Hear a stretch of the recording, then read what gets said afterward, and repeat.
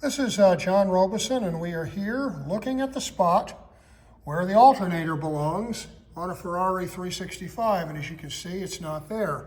It's not there because it's not charging.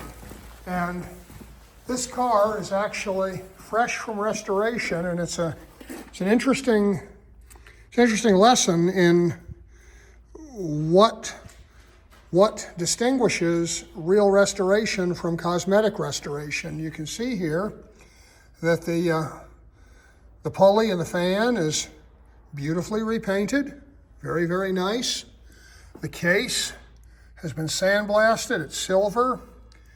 The stator for the alternator here, you can see that has been refinished in that rust red color. It's all clean inside. Windings have been redone. It's all very nice. And you can see we have the front cover redone. And yet, one bearing's old and one bearing is new. Of course, those are the innermost parts of it. The rotor runs on those bearings. But what drew my attention to all of this is the fact that the alternator looked perfect, flawless, and new and did not do a thing.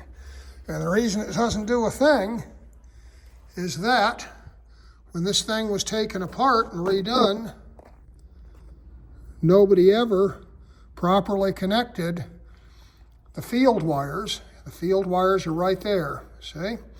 Nobody ever properly connected them so that the field signal could be passed from here into the brushes and from there to the regulator, so the alternator never worked.